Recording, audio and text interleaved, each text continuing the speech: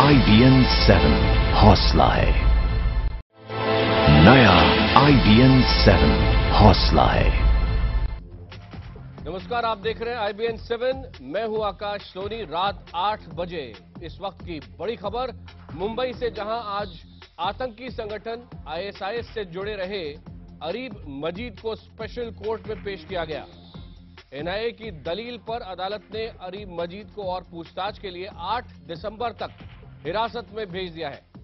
सूत्र ये बता रहे हैं कि अरीब ने खुलासे बहुत सारे किए हैं। उसमें एक ये है कि मई में जब वो कल्याण से जिहाद के लिए इराक गया था तो उसके साथ 4 लोग नहीं बल्कि 40 लोग आतंकवादी संगठन ISIS से जुड़ने के लिए इराक जाने वाले थे। सूत्रों के मुताबिक अरीब ने यह माना है कि उसे अपने आसपास के 40 लोगों के जिहाद के नाम पर ISIS से जुड़ने के लिए भड़काया गया था।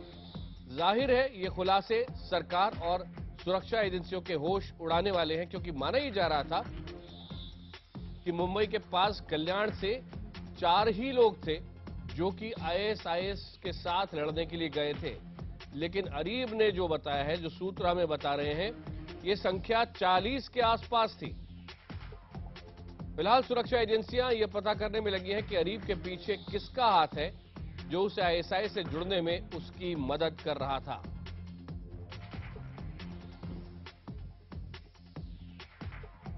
और इसी से जुड़ा है हमारा आज का सवाल, क्या भारत में ISIS के खतरे से निपट पाएगी मोदी सरकार? इस सवाल पर आप अपनी राय हमें SMS के जरिए भेज सकते हैं। अगर आपका जवाब है हां तो टाइप कीजिए IBN 7 स्पेस Y और ना के लिए टाइप करें IBN 7 स्पेस N और इसको 51818 पर SMS कर दें। हम आपकी राय इस कार्यक्रम के आखिर में दिखाएंगे। इस पर चर्चा के लिए हमारे साथ खास मेहमान भी जुड़ रहे हैं, लेकिन पहले देखते हैं इस वक्त की हेडलाइंस। 8 दिसंबर तक NIA की हिरासत में गया ISIS के लिए लड़ने वाला अरीब मजीद। देश के खिलाफ जंग छेड़ने की साजिश रचने का आरोप।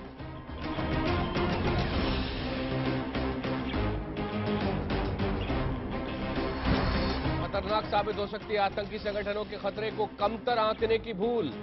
ISIS की तरफ युवाओं के बढ़ते आकर्षण से गृह मंत्री राजनाथ सिंह चिंतित। देश की सुरक्षा पर गृह मंत्री की चिंता से बेफिक्र रहे CBI के निदेशक। DG कॉन्फ्रेंस में राजनाथ सिंह के भाषण के वक्त देखिए कैसे नींद में नजर आ रहे थे Ranjit Sinha.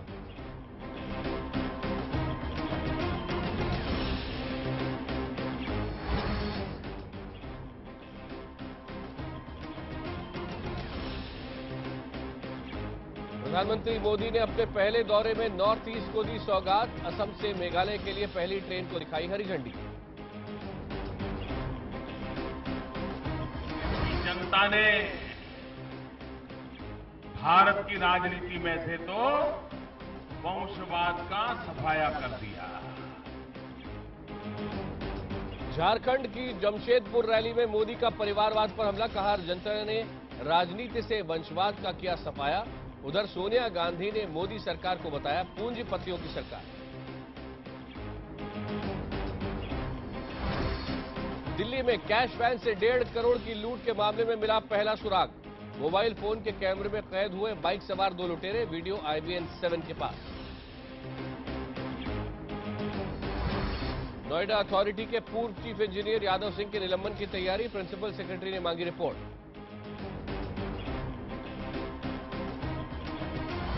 Cricketer fill huge की मौत के चलते टला भारत ऑस्ट्रेलिया पहला टेस्ट। 4 दिसंबर से नहीं होगा मैच। 3 दिसंबर को होना है ह्यूज का अंतिम संस्कार। प्रायोजक प्रकृति जैसी शुद्धता हमारी पहचान। MDH मसाले, the real spice of India.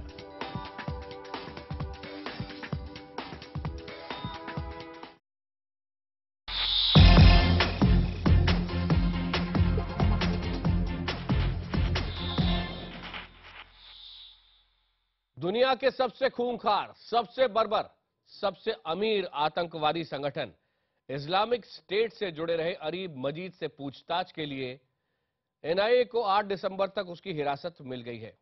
अब तक की पूछताछ में सिर्फ 23 साल के अरीब ने एक चौंकाने वाला खुलासा किया है। अरीब की माने जो सूत्र बता रहे हैं तो उसके मुताबिक वो हर हाल में इराक जाना चाहता था। साथ ही उसने जिहाद के नाम पर आईएसआईएस से जुड़ने के लिए 40 और लोगों को भी भड़काया था। हालांकि मई में उसके साथ 3 लड़के ही इराक जा पाए थे। वहीं केंद्रीय गृह मंत्री राजनाथ सिंह ने कहा है कि आईएसआईएस देश की सुरक्षा के लिए बड़ा खतरा बनता जा रहा है, क्योंकि इसकी विचारधारा से देश के कुछ भ्रमित युवा प्रभावित हो रहे हैं।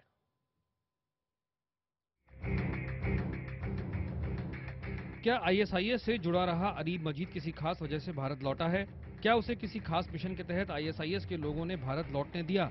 शनिवार को कड़ी सुरक्षा के बीच कोर्ट में पेश किए अरीब मजीद को लेकर ये सवाल इसलिए अहम है क्योंकि कल्याण के रहने वाले अरीब ने इराक और सीरिया में सक्रिय खूंखार आतंकी संगठन आईएसआईएस के साथ 3 महीने बिताए हैं।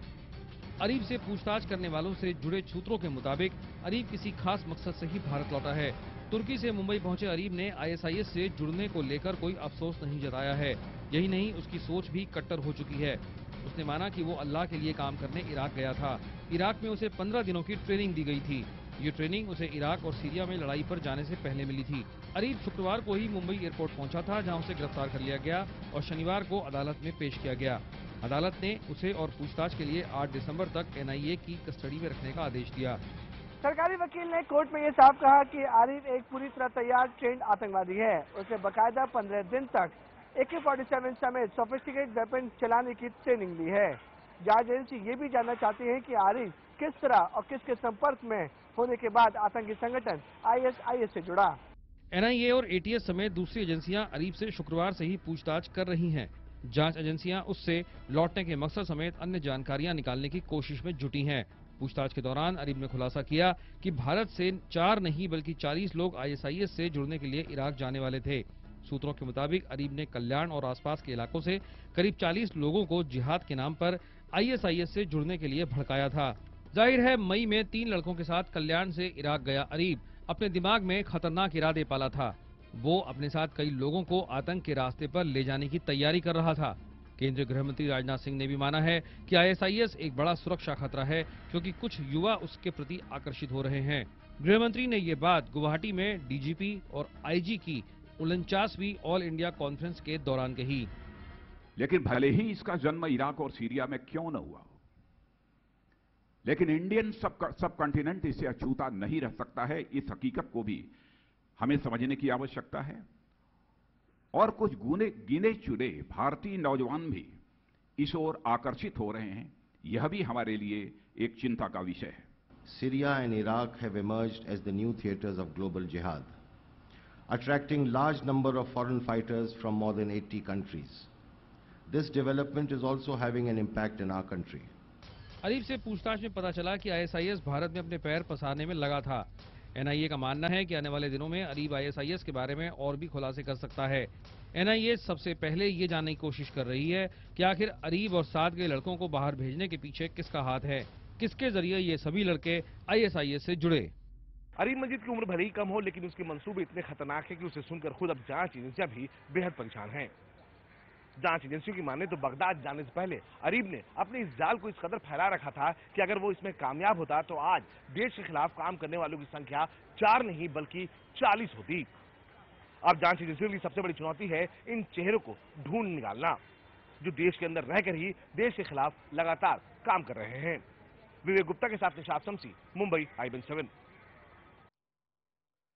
इस वक्त चर्चा के लिए हमारे साथ लखनऊ से जुड़ रहे हैं बीजेपी के प्रवक्ता सुधांशु त्रिवेदी, मुंबई से एनसीपी के नेता नवाब मलिक, शिवसेना के नेता और दोपहर सामना के एग्जीक्यूटिव एडिटर प्रेम शुक्ला और आईबी के पूर्व डिप्टी डायरेक्टर अशोक कार्णिक भी इस वक्त हमारे साथ जुड़ रहे हैं।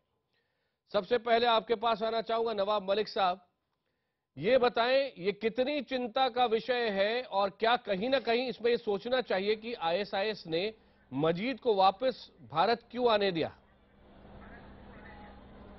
देखिए, चिंता का विषय निश्चित रूप से है। कुछ बच्चों को गुमराह करके इस देश से इराक ले जाया गया, ट्रेनिंग दी गई। नहीं, 23 साल का लड़का ही है। आप क्या बोलना चाहते हैं? न जाने कितने लोगों की हत्या करके लौटा है वो। दुनिया के सबसे खूंखार, सबसे बर्बर आतंकवादी संगठन के साथ नहीं, अगर वहां ट्रेनिंग लेकर लौटा है। नहीं, मेरे शब्दों में मेरे शब्दों पे आपत्ति है तो मैं बात नहीं करना चाहता हूँ आपसे। नहीं, मैं आपसे पूछना चाह रहा हूँ कि किस तरह देखा जाए इनको। मैं किस शब्द का प्रयोग करूं, पहले आप बता दें मुझे। नहीं, आप जो चाहे कहें। मैं ये कह रहा हूं कि आप जिन भी शब्दों का प्रयोग करेंगे वो एक कारण भी तो बनता है कि आगे इनके साथ किस तरह का व्यवहार किया जाए। आप मुझे जी मैं चुप हूं, अब आप बोलिए। देंगे तो मैं बोलूंगा, अगर नहीं अगर आपको अपनी ही परिभाषा में बात करना है तो करिए। मुझे बुलाने कोई हम नहीं आना चाहते, आप बुलाते हैं तो हम अपनी बात रखने के लिए आते हैं। नहीं, आप कहें, मैं जो लड़के यहाँ से लड़के जो यहाँ से गए, ये गंभीर चिंता का विषय है। ये निश्चित रूप से ढूंढना पड़ेगा कि कौन लोग हैं ऐसे लोगों को गुमराह करके यहाँ से ले जाते हैं, ट्रेंड करते हैं और आतंकवादी गतिविधियों में इन्वॉल्व करने का काम करते हैं। ठीक है, अरीब यहाँ आया, उसके पीछे क्या मकसद है, जांच एजेंसियाँ काम कर रही हैं। कम से कम आने के बाद वो सारी ताकतें जो इनके पीछे हैं, कहीं ना कहीं उनके चेहरे से नकाब उठेगा और आने वाले दिनों में जो खतरा बहुत भयंकर हो सकता था, हमें लगता है कि इसके आ जाने से बहुत सारी चीजों को रोकने में कामयाबी मिल सकती है। ठीक है, प्रेम शुक्ला जी, आप कैसे देखते हैं ये जो लोग वापस भारत आ रहे हैं, अभी पहला आया है और कहा यह जा रहा है कि 3 और आ सकते हैं, इनके साथ किस तरह का ट्रीटमेंट होना चाहिए? देखिए, इनके साथ जो ट्रीटमेंट तो निश्चित तौर पर एक आतंकवादी के साथ जो ट्रीटमेंट होता है वही होना चाहिए। सबसे बड़ा खतरा ये है कि आपके पास पहले रेडिकलाइजेशन किया जाता था, किसी को कट्टर बनाया जाता था, तो कट्टर बनाने के बाद उसको पाकिस्तान ले जाकर ट्रेनिंग दिया जाना और फिर वहां हिंदुस्तान में लॉजिस्टिक सपोर्ट दिया जाना एक बड़ी प्रक्रिया थी। जो 90 का आतंकवाद का हम लोगों ने दौर देखा, 2000 के पहले दशक का जो दौर देखा, लेकिन एक नए तरह का आतंकवाद आया है। इस आतंकवाद में एक देखिए, जो बच्चों का बैकग्राउंड है, चारों बच्चों बहुत संभ्रांत परिवारों से हैं, पढ़े लिखे हैं। पहले यह माना जाता था कि आतंकवादी वो लोग बनते हैं जिनमें इल्म नहीं है, जिनमें शिक्षा का अभाव है, जिनमें जो है धन का अभाव है। लेकिन अब पढ़ा लिखा तबका उसको रेडिकलाइज करके आप किसी भी और इस्लामिक खिलाफत की बात की जा रही है, कैलिफेट बनाया जा रहा है, और उसमें अंतरराष्ट्रीय स्तर पर जब तक आप इस कट्टरपंथ को रोकने के लिए ये स्रोत जो है वो दिमाग से उपजा है और दिमाग में किसी को कट्टर बना दिया जा रहा है, और उसके बाद उसको किसी तरह का युद्ध, जिस इराक को जानता नहीं, मोसुल को जानता नहीं, सीरिया को जानते नहीं वो बच्चे, लेकिन सिर्फ जो है एक धार्मिक कट्टरता उनके अंदर ऐसी बढ़ा दी गई है कि वो अल्लाह के नाम पर लड़ने जा रहे हैं, ये उनके समझ में आता है और लड़ने चले जाते हैं, किसी तरह का घात कर सकते हैं। तो ऐसी गतिविधियों की शिनाख्त करना ये असंभव प्राय है। ऐसे में आप जो रेडिकलाइजेशन करने वाले जो सोर्सेज हैं वो कैसे आप नियंत्रित करेंगे, इस पर वर्कआउट और अकेले भारत नहीं कर सकता, पूरी दुनिया को करना होगा कि आप जो इस्लाम में भटके हुए लोग हैं और गलत तरह से कट्टरता लाकर हिंसा फैलाना और पूरी दुनिया को इस्लाम के झंडे के तहत लाने का जो एक उनके मन में सनक डाल दी गई है, उस सनक से मुक्ति कैसे दिलाएंगे? उस सनक से मुक्ति की दिशा में एक वैचारिक प्रयास आवश्यक है। सुधांशु त्रिवेदी जी, आपसे जानना चाहूंगा कि आप पूरे इस मामले को कैसे देख रहे हैं, खासतौर पर इसलिए भी क्योंकि इनके जो परिवार हैं वो ये कह रहे हैं कि गलती हो गई, इंतहा पसंद लोगों ने इनका दिमाग बदल दिया। देखिए, गृह मंत्री राजनाथ सिंह जी ने जब इस विषय को उठाया है तो इसकी गंभीरता को वैसे ही समझना चाहिए, क्योंकि विषय आईएसआईएस के द्वारा भारत में लगातार युवाओं को आकर्षित करने के हो रहे प्रयास, और आपको ध्यान हो अल कायदा ने भारतीय उपमहाद्वीप में अपनी शाखा खोलने की घोषणा की है और भारतीय उपमहाद्वीप को भी एक गतिविधियों का केंद्र बनाने की बात कही है। अतः इस चीज से लड़ना 2 स्तर पे पड़ेगा, एक रणनीतिक स्तर पे और एक वैचारिक स्तर पे, यानी एक स्ट्रेटेजिक स्तर पे, एक आइडियोलॉजिकल स्तर पे। जो बात प्रेम शुक्ला जी ने कही, मैं उससे कुछ उसी के पक्ष में कुछ बात कहते हुए कहना चाहूंगा। रणनीतिक स्तर पर लड़ने में सरकार महत्वपूर्ण भूमिका निभा सकती है। गुप्तचर सूचनाएं लेना, किस प्रकार से सूचनाओं का दुरुपयोग हो सकता है, सोशल मीडिया पे दुरुपयोग हो सकता है, इन सारी चीजों पे पैनी नजर रखना, मगर एक वैचारिक लड़ाई भी लड़नी पड़ेगी। गृह मंत्री ने उसी बात के लिए आगाह करने का प्रयास किया है, समाज को भी, राजनीतिक दलों को भी, देश को भी और उन अभिभावकों को भी जो नजर रखें कि उनके बच्चों को किसी भी प्रकार की कट्टरपंथी विचारधारा की तरफ धकेलने का प्रयास तो नहीं हो रहा है। इस स्तर पर मेरा मानना है कि समस्त सामाजिक और राजनीतिक दलों को एक न्यूनतम सामंजस्य बनाकर रखना पड़ेगा, जो आतंकवाद से लड़ने वाले हर बड़े देश में हुआ, चाहे इंग्लैंड हो, अमेरिका हो, ऑस्ट्रेलिया हो, फ्रांस हो। हमें आपसी मतभेदों को अलग रखकर राष्ट्रीय सुरक्षा के विषय पर बिल्कुल स्पष्ट रखना पड़ेगा और किसी भी प्रकार का कोई भी चीज भारत जैसे लोकतांत्रिक देश में जो हिंसा को न्याय संगत समझाने का प्रयास करती हो, चाहे हम ये कहें कि साहब कश्मीर में उनके साथ गलत हुआ इसलिए वो आतंकवादी बन गए, या हम कहें कि झारखंड और छत्तीसगढ़ में वो गरीबी थी इसलिए वो नक्सली बन गए, या किसी दंगे के प्रभाव में बन गए, इस ढंग की विचारधाराओं के ऊपर या इस ढंग के वैचारिक समर्थनों पर हमें बहुत ध्यान रखने की जरूरत है, क्योंकि इस तरह के वैचारिक समर्थन अनजाने में उन अंतर्राष्ट्रीय कट्टरपंथी ताकतों को और बल प्रदान करने का काम कर सकते हैं। सुधांशु जी हमारे साथ रहिए। आईबी के पूर्व डिप्टी डायरेक्टर अशोक कार्णिक भी हमारे साथ है, उनके पास भी चलेंगे। लेकिन आईएसआईएस की भारत में गतिविधियों को लेकर एनआईए ने भी एक रिपोर्ट तैयार की है। इस रिपोर्ट में आईएसआईएस के बढ़ते खतरे के बारे में जो बातें कही गई हैं वो थोड़ा सा यहां पर देख लें। सूत्र जो हमें बता रहे हैं इस रिपोर्ट में यह है कि सुन्नी आतंकवादी गुट आईएसआईएस की भारत पर लगातार नजर है। वो यहां पर भी इस्लामिक स्टेट स्थापित करना चाहता है, उसके प्लान में भारत बेहद महत्वपूर्ण है। लड़ाकों की भर्ती के लिए भारत के कई राज्यों पर आईएसआईएस की नजर है। खास तौर पे गरीब मुस्लिम इलाकों में युवाओं को लुभाने की कोशिश इस वक्त की जा रही है। युवाओं को पैसे के साथ जिहाद में शामिल होने का लालच भी दिया जा रहा है। लगभग 100 भारतीयों के, ये महत्वपूर्ण है, 100 भारतीयों के आईएसआईएस में शामिल होने की आशंका जताई जा रही है। आईएसआईएस लड़ाकों की भर्ती के लिए जिन राज्यों में अपनी गतिविधियां बढ़ा रहा है उसमें भी ये देख लीजिए, ये राज्य हैं जम्मू कश्मीर, महाराष्ट्र पर आईएसआईएस की नजर है, तमिलनाडु, कर्नाटक और केरल।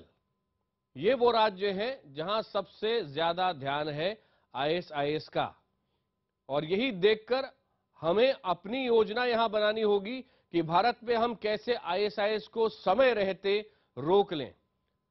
अशोक कार्णिक जी, जहां तक इंटेलिजेंस एजेंसीज का सवाल है, सबसे बड़ी चिंता के विषय यहां पर क्या है? चिंता का विषय यह है कि अभी रिक्रूटमेंट का तरीका बदल गया है। पहले तो वो लोग इधर आके सिलेक्ट करके पाकिस्तान ले जाते थे, वहाँ ट्रेनिंग दे के वापस यहाँ भेजा जाता था और यहाँ एक्टिविटी करते थे। अब ये ट्रेनिंग शॉर्टकट मेथड हो गई है।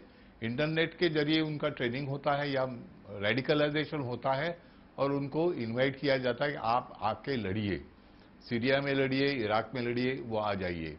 अब आपको एक फर्क जानना चाहिए कि इराक सीरिया में आईएसआईएस जो है वो एक खलीफेट है, खिलाफत कहते हैं या खलीफेट है, जिसका हुक्म हर एक जिहादी कहीं भी हो, किसी देश में हो, उसको मानना पड़ता है।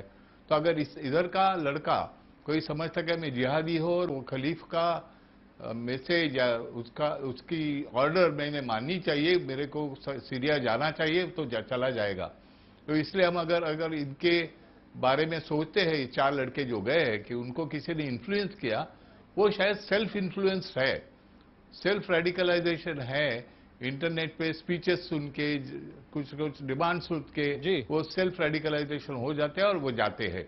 ये बड़ा खतरनाक तरीका है, क्योंकि कौन कहां से इन्फ्लुएंस हो जाएगा इस पे हमारा अभी काबू नहीं रहा है। कार्णिक जी, थोड़ा सा ये बताएं कि चल रहे, चाहे मजीद हो या बाकी 3 जो जिनके बारे में कहा जाता है कि ये आईएसआईएस के साथ जाकर लड़ चुके हैं और अब बाकी 3 भी जल्द ही भारत आ सकते हैं, ऐसा कहा जा रहा है।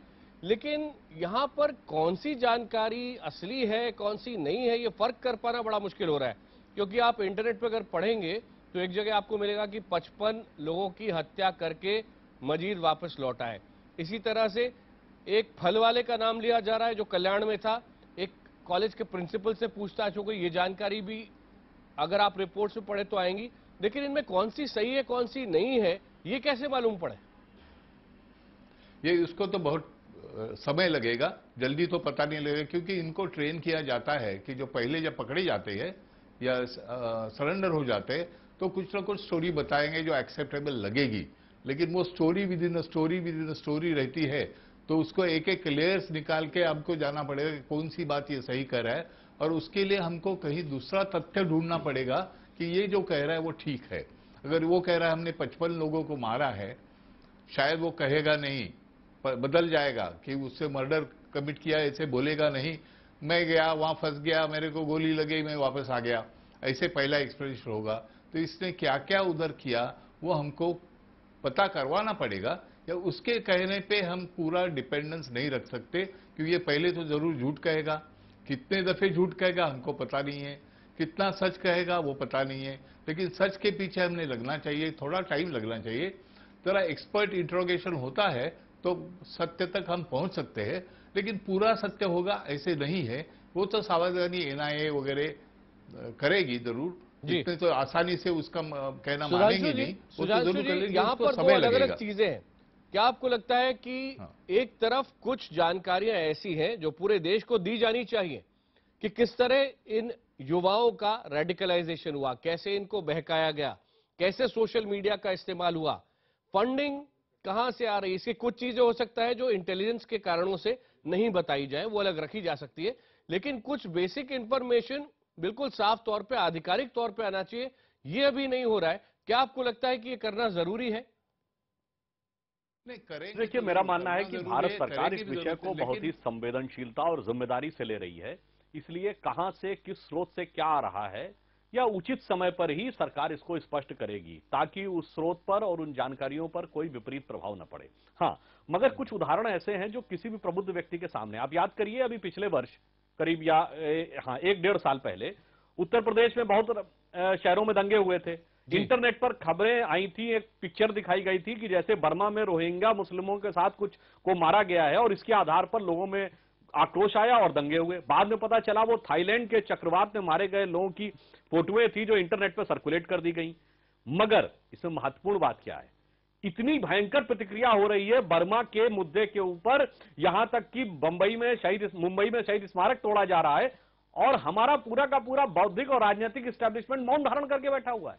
देखिए, भारत के बाहर की तरफ, विदेश की तरफ किसी भी प्रकार के सांप्रदायिक, मजहबी या कट्टरपंथी विषय के ऊपर हमें अपने युवाओं को आकर्षित होने का, कनेक्ट होने का मौका नहीं देना चाहिए, अन्यथा इसके परिणाम दोनों दृष्टियों से भयानक होंगे। देखिए, शिया सुन्नी समुदाय में भी आपस में एक टकराव का वातावरण बना सकता है। एक संगठन है अंजुमने हैदरी, जिसने ये कहा है कि साहब हम भारी संख्या में शिया धर्म स्थलों की रक्षा करने के लिए इराक जाना चाहते हैं।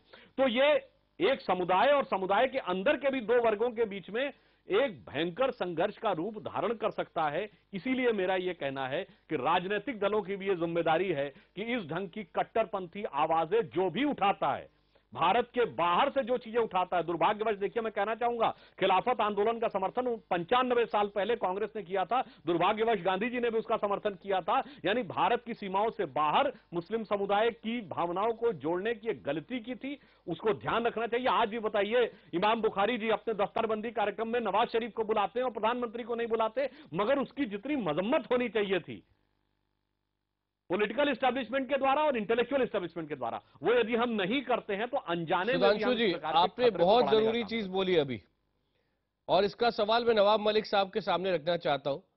नवाब मलिक साहब, जो लेफ्टिस्ट हिस्टोरियोग्राफर्स हैं वो भी ये कहते हैं कि महात्मा गांधी की बहुत बड़ी गलती थी कि खिलाफत आंदोलन का उन्होंने इस तरह से समर्थन किया जो कि कट्टरपंथी सोच को बढ़ाने वाला था।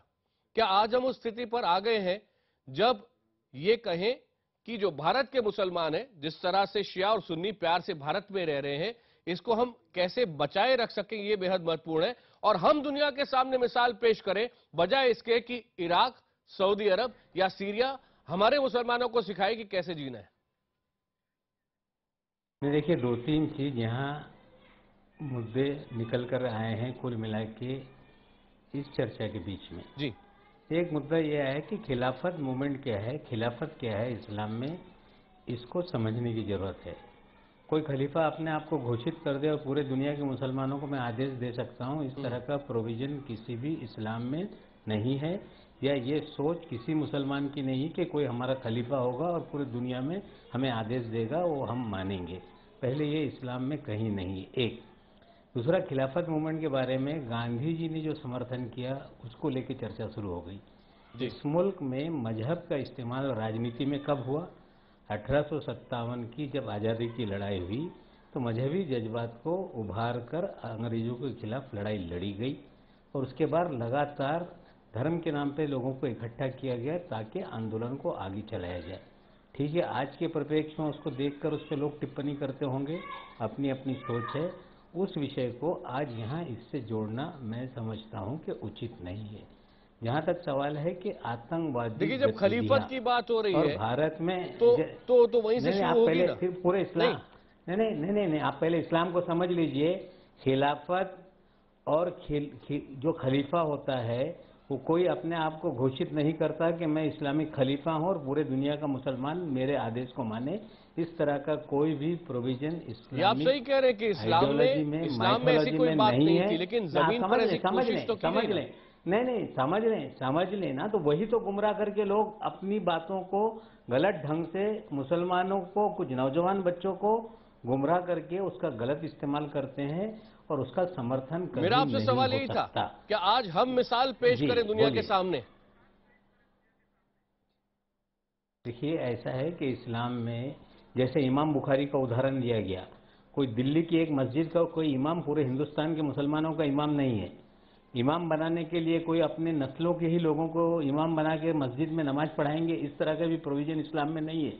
लेकिन ठीक है, सो कॉल्ड कुछ लोग हैं कहीं बैठे हुए हैं, वो अपने आप को इस्टेब्लिश करते हैं और उसको लेके लोगों को लगता है कि इन्हीं के आदेश से पूरा चलता है। ना इमाम बुखारी से हिंदुस्तान चलता है, न दुनिया में कोई ऐसा खलीफा है कि जिसके बोलने से पूरी दुनिया के मुसलमान उसको फॉलो करता है। प्रेम शुक्ला जी, ये आप कुछ बोलना चाह रहे थे? भाई जो बातें कह रहे हैं, नहीं नवाब भाई जो बातें कर रहे हैं वो अपनी जगह पर सही है। देखिए सबसे बड़ी आवश्यकता ये है कि इस्लाम जो है वो पीस ऑफ रिलीजन है, सबने माना, वो ज्ञान का धर्म है ये भी माना। पैगंबर मोहम्मद साहब ने शांति का संदेश और सौहार्द का ही संदेश दिया है, किंतु कुछ लोगों ने इस्लाम का गलत जो है तर्जुमा करके उसमें कट्टरपंथ को, लोगों की हत्या को, आतंकवाद को, इसको जो है उसके साथ जोड़ दिया है। ऐसे में इस्लामिक संस्था के अंतर्गत स्वयं इस तरह के प्रगतिशील आंदोलनों की आवश्यकता है जिसे ये सिद्ध किया जाए कि इस्लाम में इस तरह का जिहाद जो है पूरी तरह से जो है वो नामंजूर है और जो ऐसे लोग पाए जाएंगे जिन पर इस तरह का मामला होगा उनके खिलाफ कम्युनिटी अंतर्गत जबरदस्त कार्रवाई करेगी।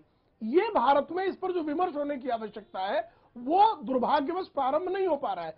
जो देवबंद की तरफ से जमीयतुल उलमा ने जो है कुछ दिन पहले आतंकवाद पर जब जो है उन्होंने फतवा इश्यू किया तो उसका लाभ हुआ ना। एक बड़ा फैक्ट जो तबका है वो जिहाद के खिलाफ खड़ा हो गया कि जिहाद नहीं है, ये तो जो है खून खराबा है, जिहाद नहीं है।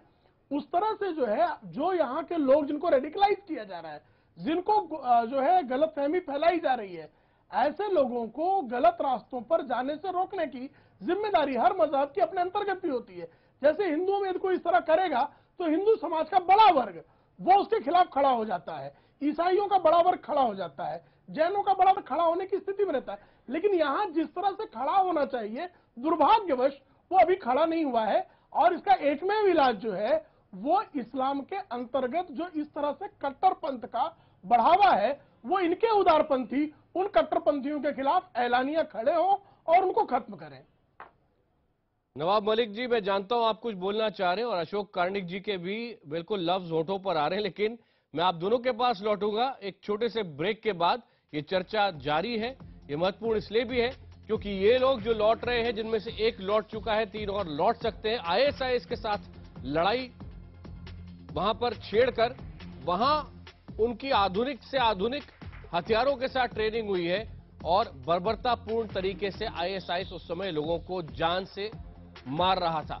वहां से ट्रेनिंग लेकर ये लोग लौटे हैं, इनके साथ कैसा सलूक किया जाए। दुनिया का सबसे बर्बर आतंकवादी संगठन है आईएसआईएस, जिसने सड़कों पर खड़े होकर कई लोगों को मौत के घाट उतार दिया है, इराक में, सीरिया में भी। और अब इसकी सोच भारत के कुछ युवाओं को अपनी ओर आकर्षित कर रही है। ये बेहद चिंता का विषय है। आईएसआईएस में शामिल रहे कल्याण के अरीब मजीद, जिसकी उम्र सिर्फ 23 साल है, इसके भारत लौटने के बाद तमाम तरह की आशंकाएं उठ रही हैं। आशंका इस बात की भी कि क्या अरीब किसी खास मकसद से भारत भेजा गया है आईएसआईएस के द्वारा। आईएसआईएस ने उसे भारत क्यों आने दिया है? अगर उसे इस तरह से छोड़ा गया तो क्या वो दूसरे लोगों को आईएसआईएस से जुड़ने के लिए भड़का सकता है? ऐसी बहुत सारी अटकलें लग रही हैं।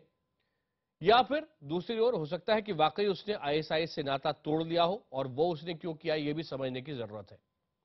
आपको दिखाते हैं आईएसआईएस और अरीब को लेकर नेताओं और रक्षा विशेषज्ञों की अभी तक क्या क्या प्रतिक्रियाएं आ रही हैं।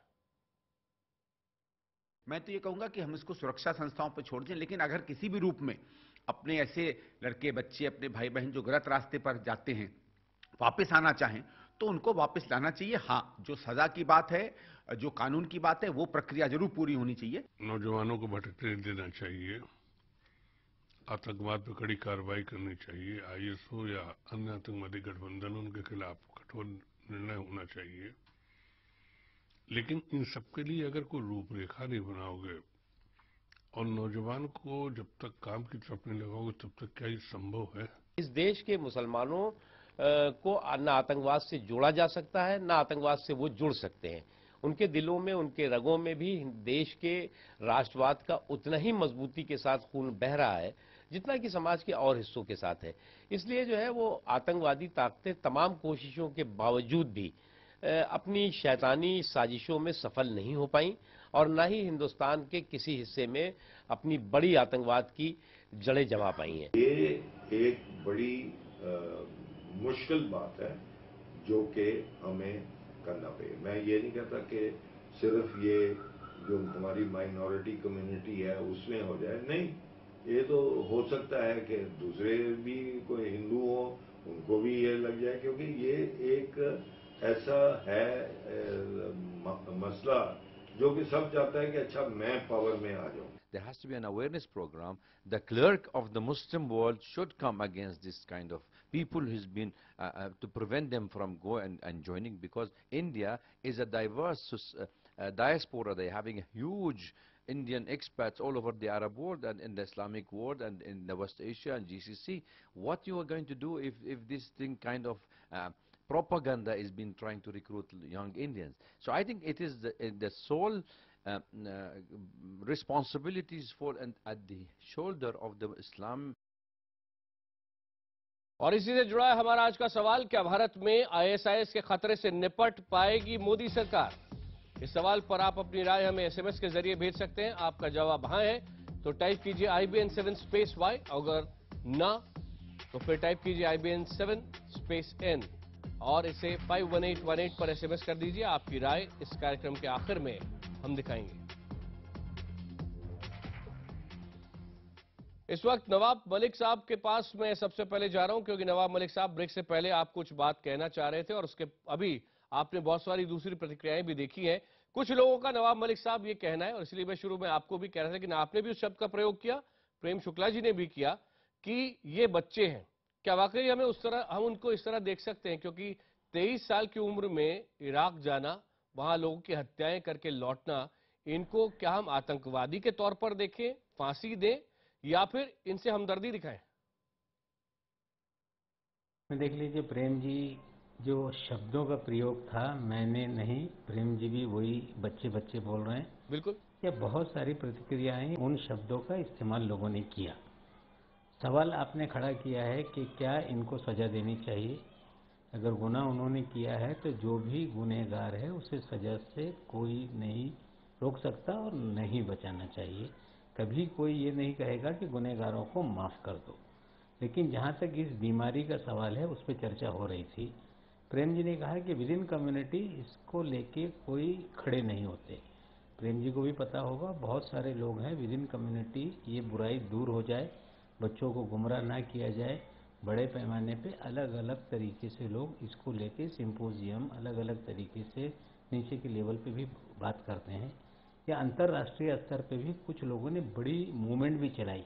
ठीक है, दूसरे देश में होंगे ताहिरुल कादरी, जिसको लेके यूएन ने भी उन्हें बहुत आगे बढ़ाने की कोशिश की कि आतंकवाद के खिलाफ इस्लामी नजरिया है कि इस्लाम जो जहाद एक शब्द है, जिसका अरबी का शब्द है, जिसका शाब्दिक अर्थ होता है संघर्ष, जद्दोजहद, स्ट्रगल, उस चीज को कि अन्याय अत्याचार के खिलाफ आपको खड़ा होना पड़ेगा। ये बातें सभी लोग करते हैं, लेकिन कुछ लोग हैं जो उसको गलत तरीके से मिस इंटरप्रेट कर बच्चों को गुमराह करते हैं और उनको कहीं ना कहीं पूरी तरह से दिमागी तौर पे उन्हें दिवालिया बना दिया जाता है और उसका इस्तेमाल होता है। अभी ये जो लड़के हैं इनको अगर गुमराह किया गया तो कौन से लोग हैं जो इस तरह की हरकतें कर रहे हैं, उनकी जड़ तक पहुंचना पड़ेगा। और निश्चित रूप से कम्युनिटी के अंदर भी, जिस कम्युनिटी को मैं बिलोंग करता हूं, वहां भी बड़ी गंभीरता से इस विषय को लोग लेते हैं और हर आदमी का ये प्रयास है कि इस तरह की अगर कोई सोच है उसे पूरी कड़ाई से रोकना पड़ेगा, उसके खिलाफ खड़ा होना पड़ेगा।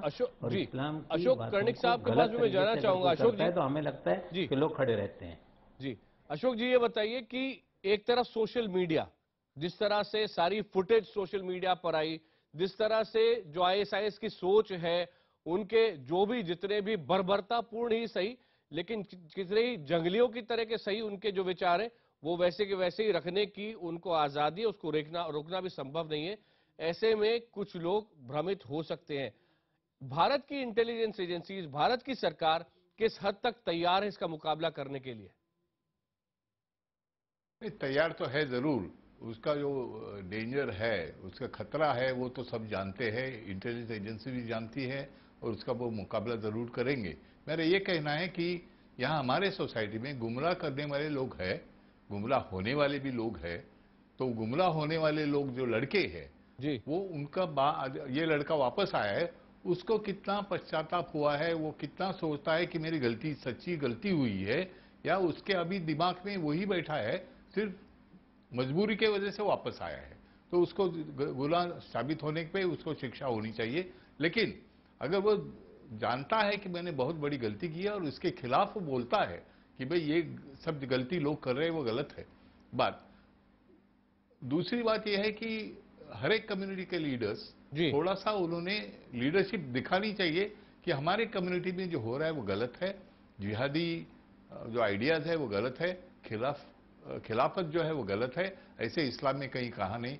इसके कहना चाहिए सभी कम्युनिटी में। कह मैं पूरे एक कम्युनिटी की बात नहीं कर रहा हूँ, सभी कम्युनिटी में जहां जहां उनकी कम्युनिटी गलत रास्ते पे जा रही है उसके खिलाफ खड़े होके बोलना चाहिए।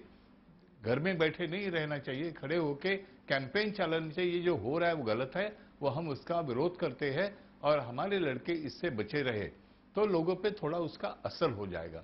इंटेलिजेंस एजेंसी जो है उसका वो ट्रैक रखते रहेंगे, लोग कितने इन्फ्लुएंस हो रहे हैं, कितने जा रहे हैं, क्यों जा रहे हैं, इसका वो ये करते रहेंगे, हिसाब रखते होंगे और उनके खिलाफ एक्शन ली जाएगी। अब ये मजीद जो आया हुआ है लड़का, उससे अगर सच्ची वो पश्चाताप के बाद आया है तो उससे बहुत काफी इंफॉर्मेशन उनको मिल सकती है। वो कैसे गए, किन्होंने इंतजाम किया उनका वहाँ रिसेप्शन कैसे हुआ, उनको कहाँ ट्रेनिंग दी गई, उनके लीडर्स कौन है, वापस कैसे आ पाया, वो किसी ने भेजा या ये छुपके भाग के वापस आ गया है, ये सब जानकारी रहनी चाहिए। आस्ते आस्ते हमको एनआईए को, आईबी को वो जानकारी मिल जाएगी। इतनी जल्दी से नहीं मिलेगी लेकिन जरूर मिल जाएगी। सुधांशु त्रिवेदी जी, हमारे एक व्यूअर है मांगीलाल जैन साहब, वो लिख रहे हैं कि कुरान का वास्तविक ज्ञान होता तो ये लोग जिहादी नहीं बनते ही नहीं, ये जिहादी बनते ही नहीं। ये बात कही। अब यहाँ एक चीज कि जिस तरह से पेट्रो डॉलर्स सऊदी अरब के थे, उनके सहारे वहाबिज्म भारत में आया, असली हम पीछे छूट गया और एक रेडिकल इस्लाम सामने लाया गया। इसी तरह की कोशिश आज आईएसआईएस करता हुआ नजर आ रहा है और अलकायदा भी बहुत पीछे नहीं है। और आईएसआईएस, हम भूले नहीं कि दुनिया का सबसे अमीर आतंकवादी संगठन है। तो फंडिंग के ऊपर रोक कैसे लगाई जा सकती है?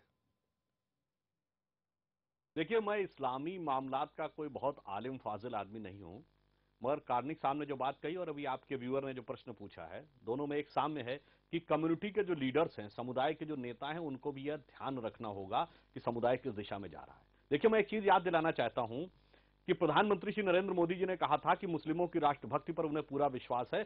गृह मंत्री ने, राजनाथ सिंह जी ने भी आज ये बात बोली है। भारतीय मुसलमान को अपने को देखना होगा कि उसके अंदर कितना टैलेंट है।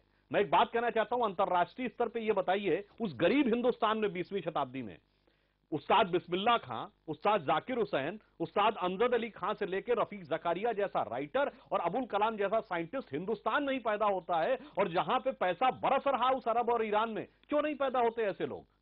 क्यों नहीं वो टैलेंट वहां दिखाई पड़ता? वहां दिखाई पड़ता है तो ओसामा बिन लादेन, अमन अल जवाहिरी, अबू हमजा, यही क्यों दिखाई पड़ते हैं? तो हिंदुस्तान के मुसलमान को अपनी फितरत, अपनी क्षमता, अपनी टैलेंट को समझना होगा। उसके अंदर जो फितरत है वो औरों से अलग है और उसको बचा के रखना और उसको एक गलत डायरेक्शन में न जाने देने के लिए जो कम्युनिटी की लीडरशिप है उसको भी बहुत ध्यान देने की आवश्यकता है।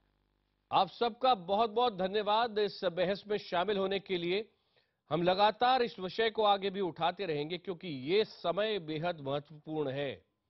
हमको मजीद ने बाकायदा ये बताया है कि 4 नहीं 40 है जो आईएसआईएस के साथ कंधे से कंधा मिलाकर लड़ना चाहते थे और एनआईए की जो खुफिया रिपोर्ट है उनमें ये कहा जा रहा है कि इनकी संख्या कम से कम भारत के अलग अलग इलाकों में 100 हो सकती है। आज अगर हम सही समय पर कदम उठाएं तो यहीं पर इसे रोक